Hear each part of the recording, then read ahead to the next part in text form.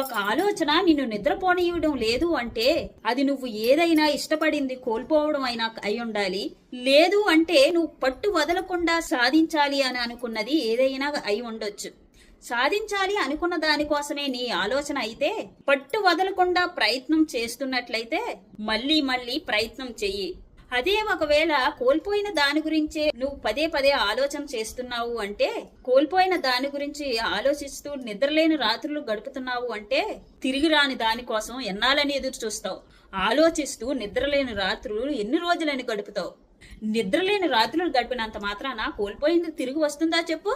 సాధించాల్సిన దాని గురించే అయితే పట్టు విడవకుండా పరిశ్రమించు. ఒకవేళ నిన్ను నిద్రపోనివ్వనిది నువ్వు కోల్పోయిందే అయితే కనుక దాన్ని ఈ క్షణమే మర్చిపోయే ప్రయత్నం చెయ్యి. లేదంటే భవిష్యత్తులో వేరుకు పురుగు చేరితే ఏ విధంగా అయితే చెట్టు పతనం అవుతుందో అలాగే మనసుకు చేరినటువంటి కలత కూడా నిన్ను రాను రాను పతనం చేస్తుంది. గుర్తుంచుకో.